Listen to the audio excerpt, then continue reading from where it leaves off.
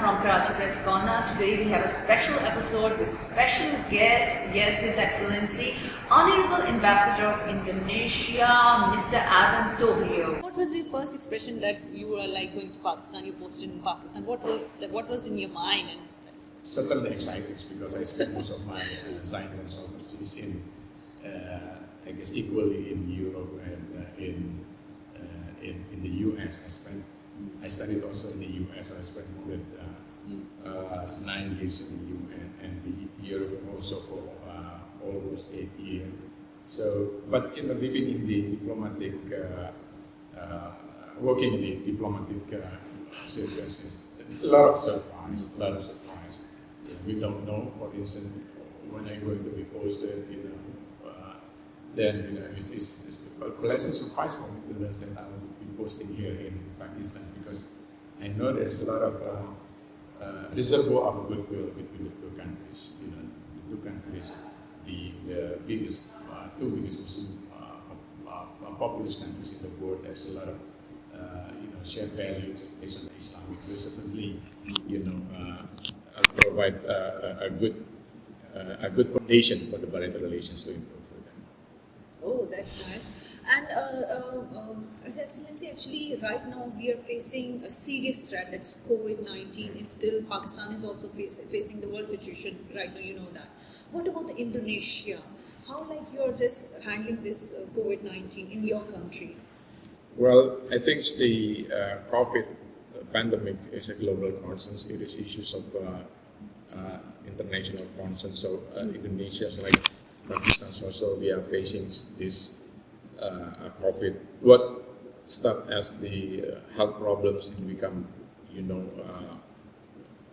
a global issue with a lot of ramifications, not only the health but also social, the economy, and now it's looking like the world stopped for the time being because of the COVID. So I think the Indonesian government mindful that this is, the infectious disease is very high. So we, like other countries like Pakistan, for instance, we implement very a strict SOP in the health protocol.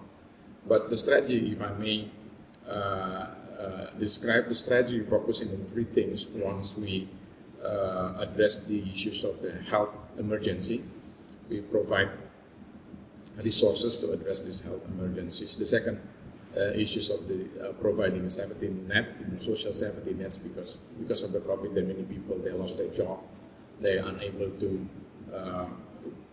continue their work, and then there's a lot of also layoff because of this COVID. So government is also providing social safety net for those.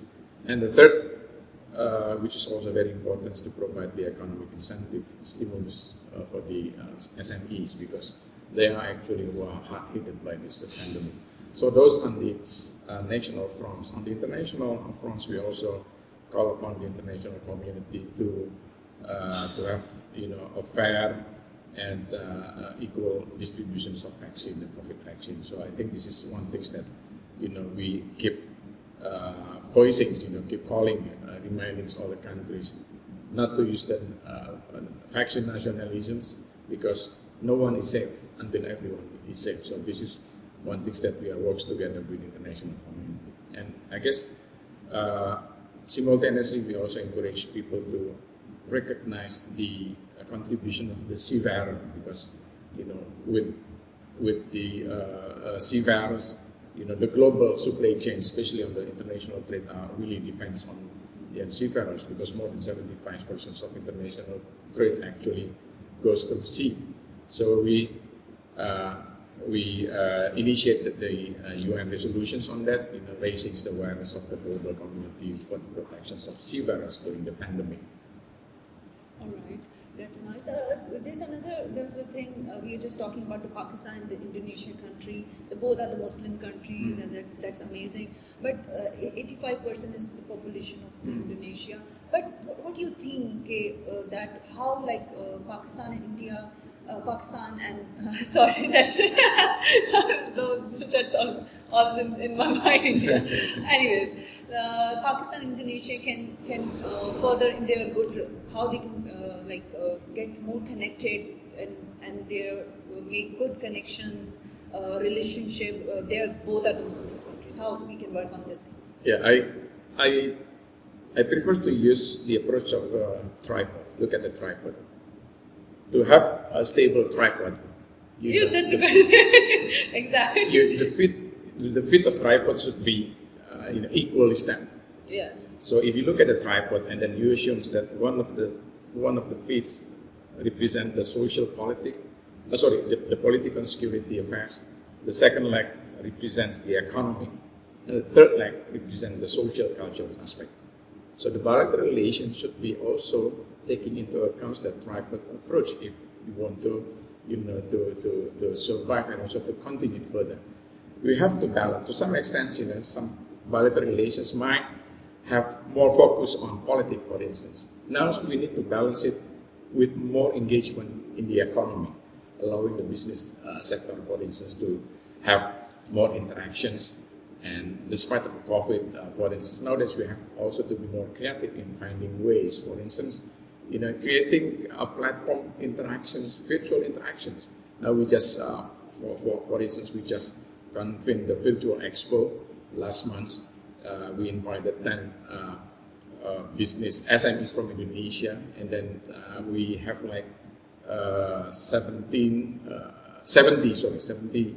participants from Pakistani side. So I think this one of the approach that also very important, mindful that the challenge that we are facing. Now the third leg, which is also of equal importance, the social dimensions, the social aspect. We, as I mentioned to you, there's a lot of reservoir of goodwills between the two countries because we share a lot in common. Exactly. I can say, I'll show you many things.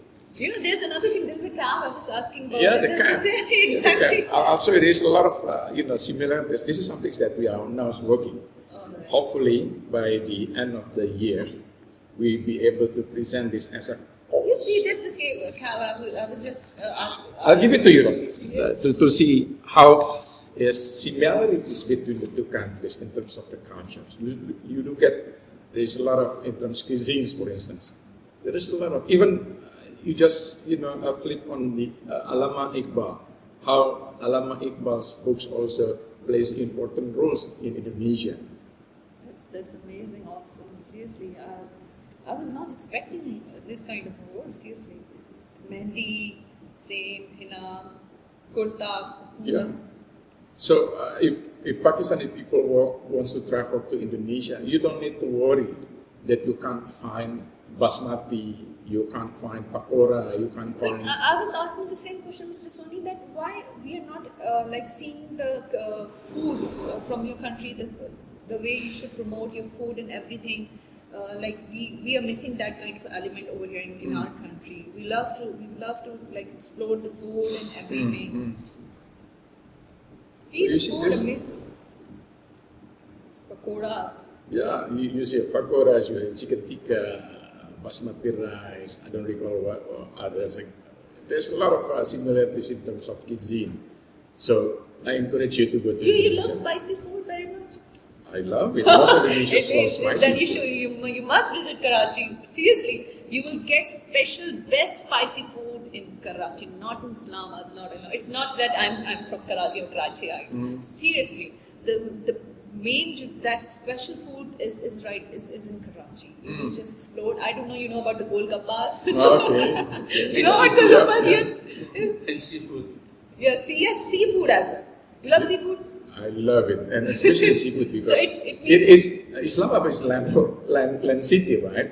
It's very far from. So I'm thinking. Please. This is mine. Yeah, that's a distance actually. This is distance. I'm talking about the social dimensions of the two countries, the collaborations between the two countries.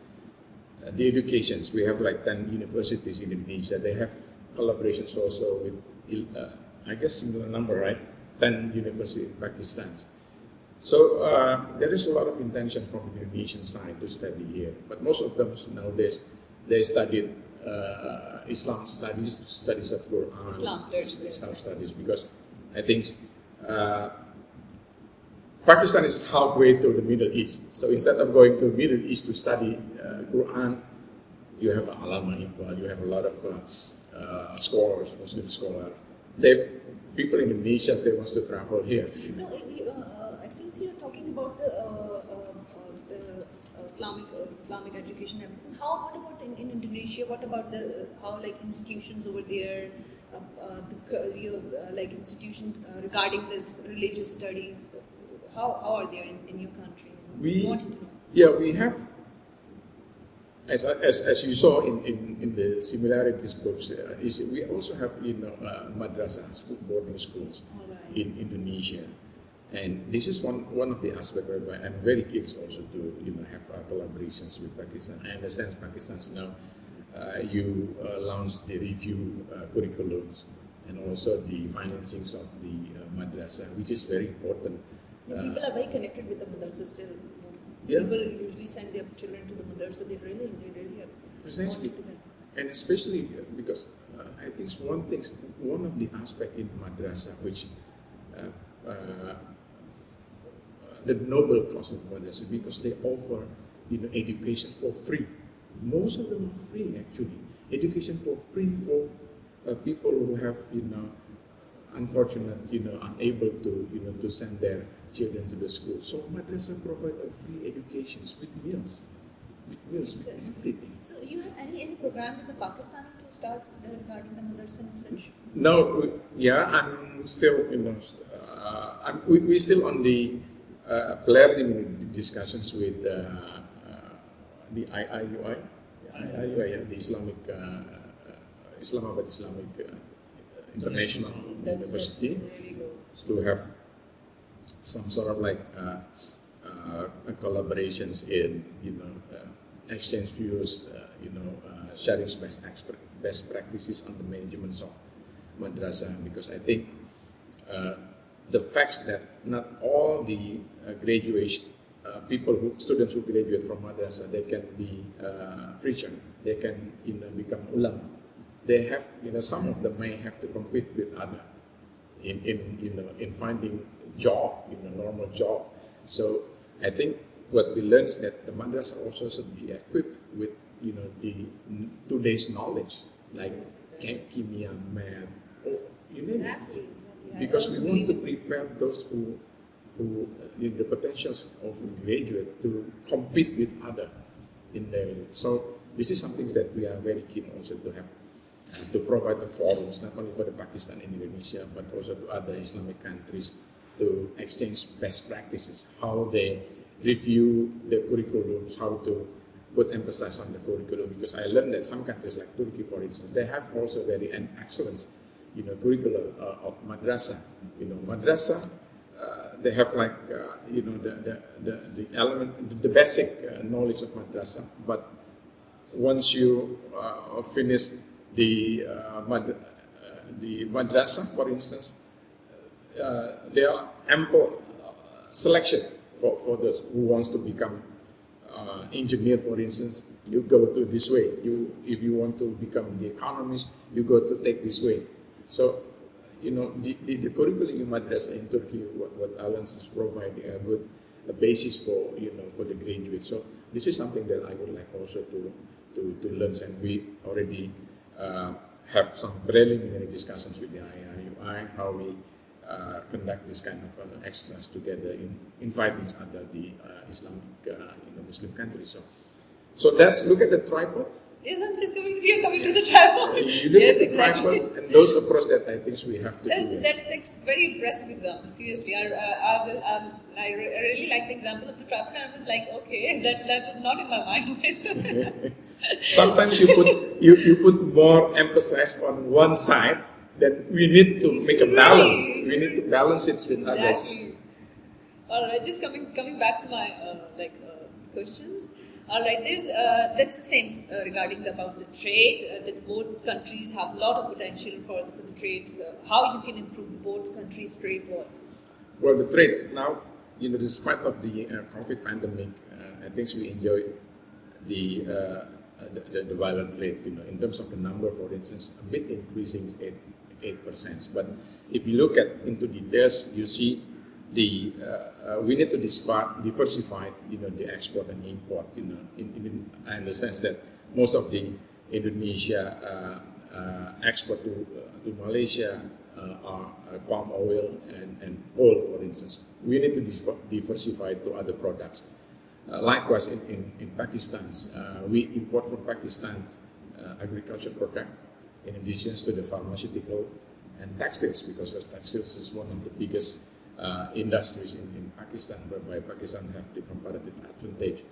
But I'm working here with our economic teams to find ways to diversify, the potential export. And in order to do that, we make a regular approach to the Chamber of Commerce. And in Karachi, there was a Chamber of Commerce, Indonesia and Pakistan. But here there is a lot of chambers of commerce. We keep, we maintain regular communications with them. We also offer our good offices in facilitating the meeting between one of the associations in Indonesia and their counterpart here in Indonesia. So with this kind of actors, and lastly, we also organize the virtual expo between the two countries, inviting once again 10 SMEs in Indonesia and I guess 70s of their counterpart here. So with those, we hope that we would be able to once again to improve the bilateral relations, because the foundations is there. We have the Indonesia-Pakistan preferential trade agreements, but now we want to expand it further, and we review it under the TRIPS in Goods agreements, which the negotiations just took place last week. Okay, that's great. Okay, coming to the trade, then there's another thing I would like to discuss about the tourism. Tourism is it's the fastest growing economy of Indonesia. What changes should Pakistan make in tourist programs so that it can be beneficial for Pakistani economy as well? Yeah, I think the trajectory of the tourism industry is positive in Indonesia, and if we look at the statistic, you see the contributions from tourist sector is increasing. Although it's not frog jumps, but incrementally increasing. I guess last year's like a 4.11, I was taken. But Pakistan also have a lot of potential in the economy. You don't need to go to Switzerland if you want to go skiing. Yeah. Have you been you are This is something that I'm staying because of the Hunza, conflict. and I was just talking about the Hunza, Gilgit northern areas. Yes. Swat Valley. Yes. Many friends of mine here suggest me to go to Swat Valley, and then I spoke already with to the official in Mova and request there. So you have planned to visit? Yeah, I'm planning to go there during the summer. And the Serena Hotel already in the Swat Valley, and I spoke with Mr. Aziz Bolani, the CEO of Serena in Swat Valley, and then there's a lot of places. But this is the best time to visit there, because there will be a very amazing climate there at this time.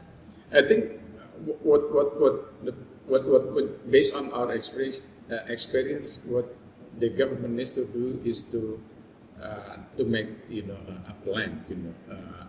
Certainly the infrastructures need to be there, and it may come up simultaneously as well. The government improving the infrastructures, then the government should also in close cooperation with the local governments in making the event, cultural events, make cultural programs, be it monthly basis or weekly basis, and then distribute it to the tour operator. With that, then it will attract potential visitors. Not only from the offices, because you should also recognize the domestic market, domestic. Yes, exactly. Probably people in Pakistan, you for instance, I don't know whether you can travel to Swat Valley, but there's a lot of potential. I just saw in the Indus TV, I tune in the Indus TV almost on daily basis. I see a lot of potential. Pakistan's have a lot of potential. And one thing, which is also very important, why not developing a niche, a program for niche market? in the tourist sector. People who likes to play ski, for instance, this is a niche market for them because probably only affluent people who have, the financial to go to Switzerland, to go to many other skiing places, which most of them are located very, very far away, meaning that you have to, to be prepared to go there, not only in terms of physicals, but also in terms of financial support. Why not developing, a kind of program for this niche market? Transporting using the helicopter, for instance. You drop people using the helicopter in one point and then pick up in another point. That's probably this kind of idea need to be developed in Pakistan. And I don't know whether Pakistan have the authority to overseeing the infrastructures and also to design the program for the tourists. Then it should go to those institutions and to once again develop this kind of strategy. Excellency, I was just listening to you. Have you had discussion with our officials, like governments, regarding the tourism, about the projects and everything? Because the way you were telling me, I was listening very carefully. That if you're just thinking for our country, Pakistan, and I must say, what about Imran Khan is really wanted to do something regarding the tourism. He said that we have a lot of potential we should do, and he's trying his levels with our Prime Minister. You have some kind of discussion with Imran Khan, our Prime Minister, regarding this tourism, that what in future, what coming plans we can do for the tourism and all that? No, but I haven't got a chance to meet, to have one-on-one meetings with Prime Minister Imran, or courtesy calls to Prime Minister Imran Khan. But what I learned from the news that I commended his effort in trying to promote tourism, because this is something that need to be done in taking into account the beautiful, there's a lot of potential in Pakistan. And but when I meet with my counterpart, I convey those ideas, and I think it is important to make known to the public that the Pakistan government in this regard takes very strong policy in trying once again to sell the tourist potentials, not only for the global market but also for domestic market. But I understand because of the COVID situations nowadays, people are also exercising strict SOP. Same like Indonesia, we also exercise strict SOP. But we can't just wait. This is what the Indonesians are doing. We can't just wait. We prepare to reopen the tourists with a new SOP. So there's a lot of programs being contemplated in Indonesians. But one thing that I'm also admire the approach or the visions of Prime Minister Imran Khan is look what he what his ideas in promoting religious tourism. This is something that I don't know in the past whether it already been initiated, but it's good because not only it attracts people to come, they devoted religious people to come to visit Pakistan, the Hindus or the Buddhists or the Sikh, to visit their shrine. Kartarpur. But at the same time also it will convey the message, the peaceful face of Pakistan as the tolerant face of Muslim majority in Pakistan. So I think this is a good thing that need also to be promoted. And you've been blessed with a lot of remnant of Buddhist and Hindu civilizations, and I think this is also some things that need to be seen as a way how to once again attract more devoted Hindus and devoted Buddhists to come to visit Pakistan and pay homage to their. There was a recent visit from Sri Lanka from the Buddhists. If you ever visit, or exactly. Okay, there's another problem which our country is facing about that's regarding energy. Pakistan is facing energy crisis. Kindly share how Indonesian government is managing and controlling energy requirements. Well, first we link our strategies. We link with the climate change and the effort to address the challenge posed by the climate change. Meaning that we now encouraging the use of renewable energies. We set up the target by this year we will increase the numbers of renewable energies used for the energy. But at the same time also we reduce our dependencies on the fossil-based energy. So we reduce those, and of equal importance, we also reduce the subsidies for energy because the subsidies cost a lot. And I believe not only Indonesia, but many countries like Pakistan also, they provide a big chunk of the budget for subsidies. So we do it. Those are strategies to cut, to reduce the subsidies, to encourage the use of renewable energy, and in doing so, we also encourage the private sectors through private, public-private partnership, because financially, if the energy sector, this is the infrastructures for the energy, they cost a lot of money. So we need also, the support for the private sector in this regard. So with that, then we align with the climate change, with reducing the use of coal. We hope that we reduce the emissions carbon. Oh, okay. Well, I was reading the question. This is about what are the feelings for the Pakistan? You haven't get the chance that you have spent more time, but still, how is you're in Pakistan? How your experience with the people and the culture overall? The Pakistan's like Indonesians. You have very diverse cultures. I love it. And in addition to the people who are very friendly, approachable, especially knowing from Muslim countries, you will become more open.